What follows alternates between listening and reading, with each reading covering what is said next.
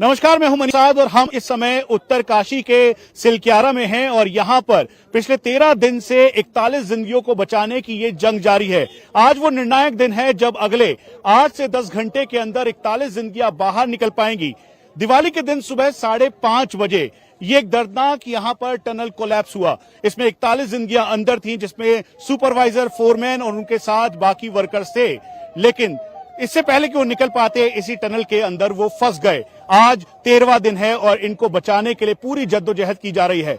इस समय उत्तराखंड के मुख्यमंत्री पुष्कर सिंह धामी यहां पहुंच गए हैं और अब वो सीधा टनल में जा रहे हैं, जहां पर एसडीआरएफ के सीनियर ऑफिशियल्स के द्वारा उनको सबसे पहले अभी के हालात के बारे में ब्रीफ किया जाएगा और फिर उसके बाद ब्रीफिंग के साथ उनको यहां से सीधा वो टनल के अंदर जाएंगे। पुष्कर सिंह धामी जो कि टनल के अंदर जाकर पहले भी गब्बर सिंह नेगी और साथ में सबा अहमद से बात कर चुके हैं माइक्रोफोन के जरिए। कल उन्होंने बात की थी, यहीं पर उन्होंने कैंप ऑफिस बनाया। जनरल वीके सिंह जो कि मिनिस्टर ऑफ स्टेट हैं, वो भी यहां पर मौजूद हैं और ये आज ऐसा समझा जा रहा है कि आज ये आखिरी दिन होगा जब इस ऑपरेशन को पूरी तरह से खत्म कर लिया जाएगा। इसीलिए जहां एसडीआरएफ, एनडीआरएफ, उसके साथ साथ जो स्टेट एडमिनिस्ट्रेशन, भारतीय सेना और जो एक्सपर्ट्स की टीम है वो टनल के अंदर मौजूद है। हम आपको बता दें कि इस समय जो ये आखिरी पड़ाव समझा जा रहा है, क्योंकि ऑगर मशीन का वेल्डिंग करने का काम जारी है और इसी वजह से ये जो ऑगर मशीन है वो अभी इसे वेल्ड किया जा रहा है, ताकि वेल्ड करने के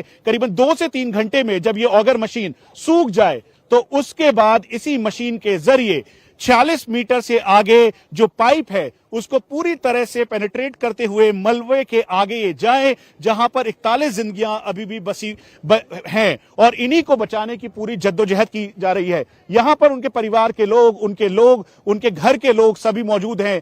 हर कोई जो यहां पर उनके कोवर्कर्स हैं जो कि इसी प्रोजेक्ट में काम करते हैं, वो यहां पर लगातार ये कोशिश करते आए कि जल्द से जल्द उनको निकाला जा सके, लेकिन स्थिति अभी भी वैसी ही है। ठीक सामने आप यहां से देखें तो मुख्यमंत्री अब अंदर जा चुके हैं और उसके साथ साथ यहां पर जो सीनियर ऑफिशियल्स की टीम यहां पर मौजूद है। हम आपको यह भी बता दें कि स्थिति को देखते हुए अब जो एनडीआरएफ ने आज एक मॉक ड्रिल किया, उसके अलावा जो जीपीआर है, जिसे ग्राउंड पेनिट्रेशन रडार कहा जाता है, उसके जरिए पाइप के अंदर जाया गया। पाइप के अंदर जाने के बाद करीबन 45 मीटर के बाद उस जगह पर पहुंचे जहां से ये डिटेक्ट किया कि 5 मीटर तक कोई भी मेटेलिक बॉडी नहीं है।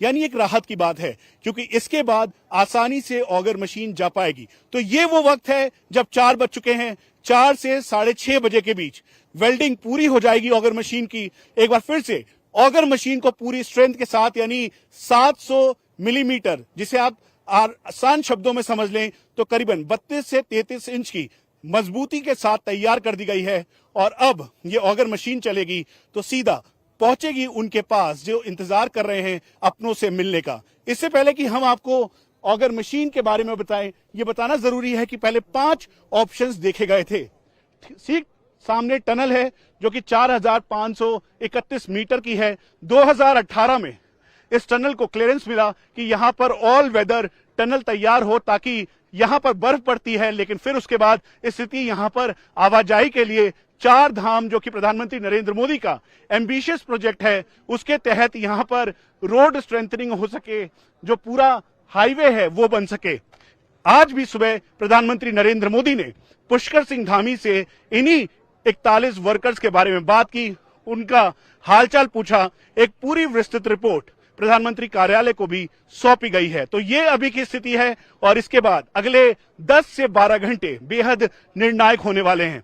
हम आपको ये बता दें, सबसे बड़ी चुनौती थी अमेरिकन ऑगर मशीन की, क्योंकि वो आगे नहीं बढ़ रही थी। मेटेलिक ढांचा सामने आया, आयरन रॉड्स सामने आए, जिसे काटना बेहद मुश्किल था और अमेरिकन ऑगर मशीन इसी में फंस गई। शुरुआती दौर में ये 4531 मीटर की टनल है, जिसमें यहां से 200 मीटर के अंदर वो जगह है जहां पर करीबन 57 मीटर का मलबा है और इसी 57 मीटर के मलबे के आगे वो 41 जिंदगियां अभी भी हैं और ये कोशिश है कि जल्द से जल्द इनको निकाला जा सके। हम इस समय उत्तरकाशी के सिलक्यारा में हैं, जहां पर इस टनल के अंदर 41 जिंदगियों को बचाने की जंग जारी है। हम आपको एक और रिपोर्ट दिखा दें जो कि अब से कुछ देर पहले हमने तैयार की है। इंडिया टीवी के पास एक्सक्लूसिव वीडियो है जिसमें जियोफिजिस्ट चंदूर जो कि पार्सन टेक्नोलॉजी के हैं वो अंदर गए। एनडीआरएफ के जवानों के साथ अंदर जाने के बाद उन्होंने पूरे अपने ग्राउंड पेनिट्रेशन रडार के जरिए इसको देखा, डिटेक्ट किया और तब जाके ये एनालाइज किया कि 5 मीटर तक कोई भी मेटल नहीं है। इसीलिए हम आपको सीधा वो रिपोर्ट दिखाते हैं जो अब से कुछ देर पहले हमने चंदूर जो कि पार्सन टेक्नोलॉजी के हैं, जिनके ऊपर जिम्मा है कि वो ग्राउंड पेनिट्रेशन रडार के जरिए इसे डिटेक्ट करें, उनसे बात की है। टनल के अंदर जीपीआर काम किया, a part of a geophysical survey where electromagnetics में काम करते हैं। सो बेसिकली जीपीआर का रेडार प्रिंसिपल में काम करते हैं, इलेक्ट्रोमैग्नेटिक वेव सेंड करते हैं एंड रिसीव करते हैं, ये चीज़ है। सो मैं क्या किया, मतलब मैं एनडीआरएफ टीम के साथ, एनडीआरएफ टीम में 2 लोग आ गया, मैं एक ही साथ है। सो अंदर गया था, पूरा एंड तक गया था, किधर डेब्रिस आ रहे ना सब टनल पाइप में, सो उधर एंड तक गया था। सो उस जगह में हम जीपीआर चला दिया। सो उस पॉइंट से 5 मीटर दूर तक कुछ भी लावा मटेरियल्स में वेरिएशन हो रहे हैं, मतलब ये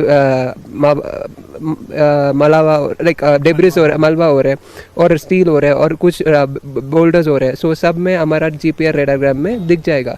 बट इस चीज़ के लिए कुछ भी दिक्कत हो, मतलब उधर जीपीआर प्रॉपर रन करने के लिए जगह नहीं है, बिकॉज ये हमारा पाइप है 800 mm का पाइप है। सो उस जगह में ज़्यादा जीपीआर खींचने के लिए जगह नहीं है। सो इतना भी data, so whichever is possible that we have taken and उसमें best result and we have taken out and we have shared the result with a drilling company and hope their drilling will go smoothly for next 5 meters. ये कहा गया कि 5 metre तक कोई metallic object नहीं है, इसका मतलब स्मूथ पेनिट्रेशन या इंसर्ट हो जाएगी पाइप, इसका क्या मतलब है? 5 मीटर में मतलब अभी ये एक चीज़ है, सपोज ये मेटल पाइप का डायामीटर का साथ it's also depends upon the metal का डायामीटर है। सपोज ये एक बहुत पतला का मेटल है, 5 मीटर दूर से है, मतलब ये हमारा जीपीआर में नहीं दिख जाएगा। सपोज 1 इंच का मेटल ऑब्जेक्ट है, 1 फुट में मिल जाएगा। सपोज इस तरह का जीपीआर का प्रिंसिपल के अलावा अब काम हो जाएगा सर। अच्छा, ये वीडियो देखिए, इसमें आप निकलते हुए दिखाई दे रहे हैं। कैसे गए थे अंदर, किस तरीके से गए थे? क्या 45 मीटर तक गए थे? अंदर क्या हालत थी? अंदर मैं जाने का पहले एक एनडीआरएफ गया था, उधर सिचुएशन देख के मेरे को कंफर्मेशन बोला। मैं इसका बाद मेरे ट्रॉली के अंदर तक क्रॉलिंग करके मैं उधर तक चला गया।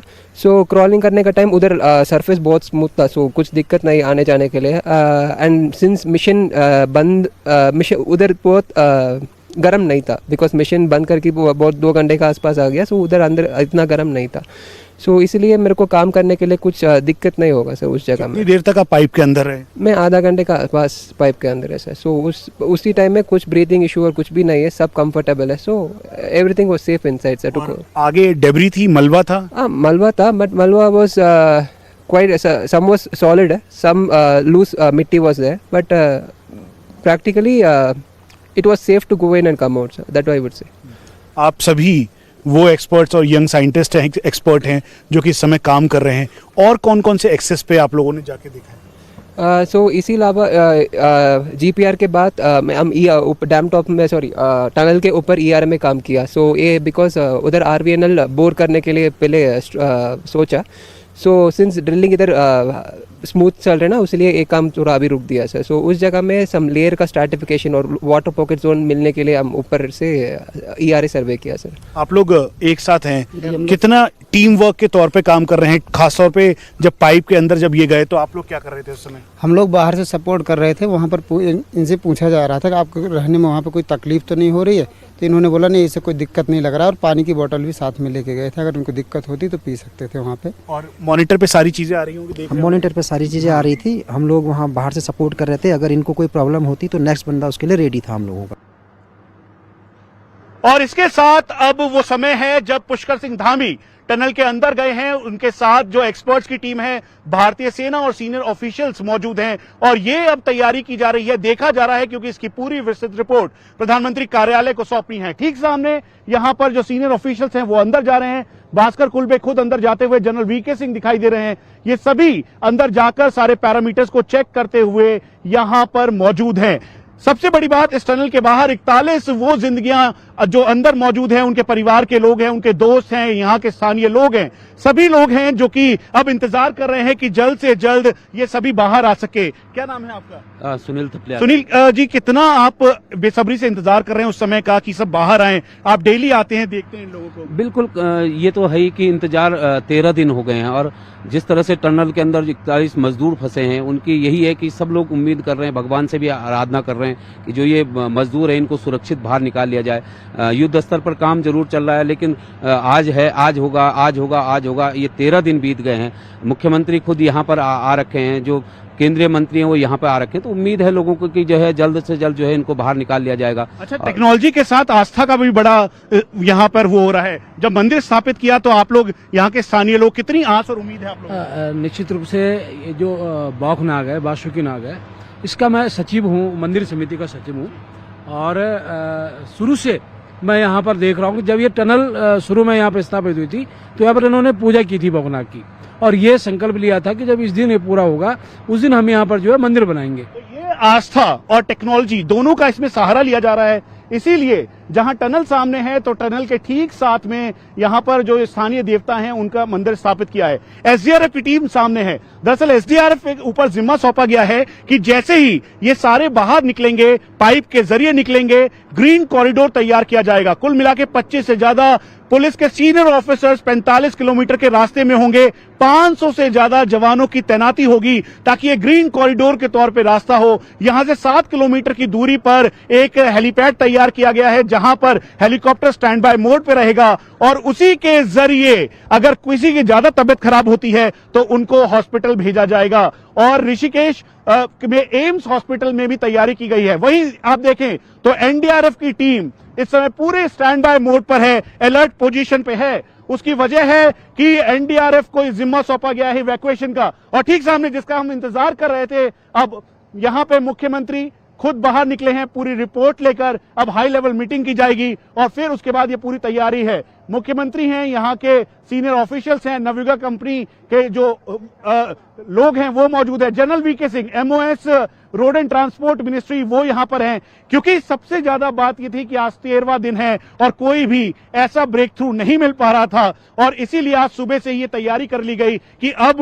वो समय है जब इंतजार खत्म होगा। ऑगर मशीन अब से कुछ देर बाद चलेगी। ऑगर मशीन को ठीक करके अब वेल्डिंग करा जा रहा है और करीबन 2 से 3 घंटे का वक्त रहेगा जब ये ऑगर मशीन पूरी तरह से तैयार हो जाएगी। इसीलिए चाहे स्थानीय लोग हों या यहाँ के लोग, हर कोई अब इंतजार कर रहा है उस पल का। हम आपको बता दें कि इस जगह से ठीक ऊपर 120 मीटर की हाइट पर 88 मीटर की वो पोजीशन थी जहां पर ये तैयारी की गई कि वर्टिकल ड्रिलिंग की जाएगी। उसके अलावा जो साइड के 2 एरियाज है उसकी डिगिंग की जाएगी, लेकिन वो रोक दिया गया क्योंकि यही मेन ऑप्शन था जिसके ऊपर अब पूरा केंद्रित करके ये सभी आधारित है। और टनल का ये पूरा जो मेथड है इसी पे इस्तेमाल किया जा रहा है। इसमें भारतीय सेना के एक्सपर्ट्स मौजूद हैं, उसके अलावा border road organisation, RVNL, Navayuga company, NHIDCL, ये सभी हैं। और कोशिश ये है कि 41 जिंदगियों को जल्द से जल्द बचाया जाए और यही जिम्मा इस समय युद्ध स्तर पर चल रहा है। इससे पहले कि हम आपको एक और रिपोर्ट दिखाएं, हम आपको ये भी बता दें कि ये 4 धाम यात्रा का वो ड्रीम प्रोजेक्ट है जिसके तहत ये तैयारी की गई थी कि इस पूरे एरिया का मॉडर्नाइजेशन किया जाए, रोड और इंफ्रास्ट्रक्चर डेवलपमेंट किया जाए। इसीलिए ये ऑल वेदर रोड तैयार किया जा रहा था। अब यहां से गाड़ियों के जाने का सिलसिला शुरू हो गया है। यहां से अब हाई लेवल मीटिंग की जाएगी और फिर उसके बाद एक विस्तृत रिपोर्ट तैयार की जाएगी। अब ये उम्मीद और ये लगा जी, एक बार फिर से देखिए आप, यहाँ पे जो स्थानीय लोग हैं, जो उनके परिवार के लोग हैं, वो उनसे मुलाकात करने की कोशिश कर रहे हैं। वो चाहते हैं कि पुष्कर सिंह धामी और साथ में जो मिनिस्टर हैं जनरल वीके सिंह, उनसे बातचीत कर सकें, लेकिन वो बातचीत किए बिना यहां से गए क्योंकि एक विस्तृत रिपोर्ट तैयार करनी है जो कि प्रधानमंत्री कार्यालय को सौंपनी है। इसीलिए ये पूरा ग्रीन कॉरिडोर तैयार किया गया। वो देखिए उधर जो आपको दिखाई दे रहे हैं, दरअसल उसमें उनके परिवार के लोग हैं, वो वर्कर्स हैं जो कि इनके को वर्कर्स हैं, साथ काम करते हैं। यहीं पर खाना तैयार होता है और पाइप के जरिए, जो करीबन 6 इंच की पाइप है, उसके जरिए खाना उन तक भेजा जाता है। दिन में करीबन 3 से 4 बार खाना और उसके अलावा बाकी सामान भेजा गया। उसमें radio set, charger, battery backup, उनके कपड़े, उनके खाना, राशन सब उनको भेजा गया है और ठंड के कपड़े भी, ताकि पाइप के जरिए भेजने के बाद उनको जल्द से जल्द एक बिल्कुल उनकी जो हेल्थ है उसका भी ध्यान रखा जाए। इसीलिए ठीक सामने की जो लोकेशन है जहां पर आप एनडीआरएफ के जवानों को देख रहे हैं, उसके नीचे ही एक 10 बेड का हॉस्पिटल तैयार किया गया है। इस 10 बेड के हॉस्पिटल के तहत जो डॉक्टर्स की टीम है, यहाँ के खुद सीएमओ मौजूद हैं और इस समय भारतीय सेना और साथ में जो एक्सपर्ट्स की टीम है वो एक बार फिर से अंदर जा रही है, क्योंकि पल पल यहां पर चीजें बदल रही हैं। कोई भी ऑब्स्ट्रक्शन ना आए, कोई लोहे का पिलर ना आए, कोई स्थिति असामान्य ना हो, इस बात का ध्यान रखते हुए ये सब किया जा रहा है। एक बार फिर से हम सीधा आपको अंदर की तस्वीरें दिखाते हैं। जहां लाइट जल रही है, दरअसल वही जगह है जहां पर ऑगर मशीन को सेटअप किया गया है। अमेरिकन ऑगर मशीन, जो कि ट्रेंचलेस कंपनी दिल्ली की कंपनी है, वो बैक सपोर्ट के तौर पर 3 से 4 मशीन लेकर आई है और इन्हीं मशीनों के जरिए ये जो 57 मीटर का जो पूरा पाइप है, जो करीबन 800 मिलीमीटर यानी 36 इंच के लगभग है, उसको अंदर डालने की तैयारी की जा रही है। मलबे को चीरते हुए आगे तक 41 जिंदगियों तक पहुंचाने की तैयारी की जा रही है। अब वही कोशिश है और इसीलिए यहां पर चारों तरफ आप देखें तो मशीन्स दिखाई देंगी, एक्सपर्ट्स दिखाई देंगे, लोग दिखाई देंगे, एनडीआरएफ के जवान दिखाई देंगे। हम आपको यह भी बता दें कि अब इस स्थिति को देखते हुए हाई लेवल मीटिंग और इंक्वायरी रिपोर्ट भी यहां पर आएगी। लेकिन 41 जिंदगियों को बचाने की यह जंग जारी है और इस जंग में सबसे ज्यादा कोशिश यह की जा रही है कि जो यहां के 41 वर्कर्स हैं वो जल्द से जल्द बाहर निकल सके। एक बार फिर से हम आपको सीधा एनडीआरएफ के पास ले चलते हैं। एनडीआरएफ की तस्वीरें देखें। एनडीआरएफ के जवान अपने साथ पूरे इक्विपमेंट्स के साथ मौजूद हैं और एनडीआरएफ के जवान ही पाइप के अंदर जाएंगे। वो सबसे पहले जब 57 मीटर की खुदाई हो जाएगी तो उसे पार करने के बाद दूसरी जगह जाएंगे, कॉन्फिडेंस बिल्डअप करेंगे। कॉन्फिडेंस बिल्डअप का मतलब है कि वहां जाकर 41 जो वर्कर्स हैं उनको बताएंगे कि वो पूरी तरीके से सुरक्षित है और इसी पाइप के जरिए वो अंदर आए और अंदर आते हुए क्रॉल करते हुए वो सीधा बाहर निकलें और इसीलिए ये पूरी तैयारी है। तो चारों तरफ इस समय ये जो सिलक्यारा टनल है, यहां पर एक बड़ा रेस्क्यू मिशन जारी है जो कि युद्ध स्तर पर किया जा रहा है। चारों तरफ आपको भारतीय सेना, आईटीबीपी, एसडीआरएफ, उसके अलावा एनडीआरएफ के जवान, उत्तराखंड पुलिस, आरवीएनएल, एसवीजेएन, ये वो कंपनीज हैं जो कि लगातार काम कर रही है। अब हम आपको वो जगह दिखाते हैं जहां पर मशीन्स और इक्विपमेंट्स रखी हुई हैं, जहां पर पाइप्स रखे हुए हैं। दरअसल ये पूरा जो एरिया है इसको एक तरीके से क्लीन पैसेज के तौर पर तैयार किया गया है और यही प्राथमिकता है कि हर दिन जब टाइम डिले हो रहा था तो ये सोचा गया कि कब तक ये ऑपरेशन जाके खत्म होगा, क्योंकि परिवार के लोग परेशान थे, स्थानीय लोग परेशान थे, क्योंकि एक बड़ा हादसा यहां पर हुआ था। टनल कोलैप्स हुई थी। इस टनल के बारे में हम आपको जानकारी दे दें। ये टनल 2018 में जो cabinet committee for economic affairs थी उन्होंने इसे अप्रूव किया और फिर उसके बाद फरवरी 2018 में अप्रूवल मिलने के बाद ये करीबन 1300 करोड़ का प्रोजेक्ट था। उसके बाद इसे हरी झंडी मिली। ये तय किया गया कि यहां पर 4 धाम यात्रा, जो कि प्रधानमंत्री नरेंद्र मोदी का एक इंस्पायर करने वाला प्रोजेक्ट है, उसके तहत यहां पर पूरी तैयारी की जाए और रोड एक्सटेंड करते हुए यहां पर ऑल वेदर टनल तैयार किया जाए। इसीलिए इस टनल को बनाना शुरू किया गया। यहां पर रिसर्च की गई, एनालाइज किया गया, साथ में जियो सर्वेयर्स यहां पर आए, उन्होंने पूरी तैयारी की और तैयारी करने के बाद ये तय किया कि इस जगह पर ये टनल तैयार हो। लेकिन जब ये टनल तैयार हुआ तो हमें यह भी बताया गया कि उस दौरान भी कई बार ऐसा हुआ कि इस टनल के बनते बनते यहां पर कई बार छोटे बड़े कुछ एक्सीडेंट्स हुए, लेकिन उन सब को प्रिकॉशनरी लेते हुए यहां पर टनल को तैयार किया गया। ये देखिए, ये मशीन्स, ये वो मशीन्स हैं जिनको वर्टिकल डिगिंग के लिए इस्तेमाल किया जा रहा था, जिनके लिए कहा गया कि इन मशीन्स को ऊपर ले जाया जाए। इसीलिए 1150 मीटर का जो रास्ता है वो तैयार किया गया और 1150 मीटर का जो रास्ता करीबन 6 मीटर के स्ट्रेंथ के साथ तैयार किया गया है। और इसीलिए ये जो आगे जो ड्रिलिंग मशीन है जो कि ऊपर ले जाना था, उसको ऊपर ना ले जाके यहीं पर अभी होल्ड किया गया है, क्योंकि प्राथमिकता इस बात की रखी गई है कि इसी जगह पर सबसे पहले जो पूरा एरिया है उसको क्लीन करें और टनल के अंदर से ही जाकर ये पूरा ऑपरेशन किया जाए ताकि 41 जिंदगियों को बचाया जा सके।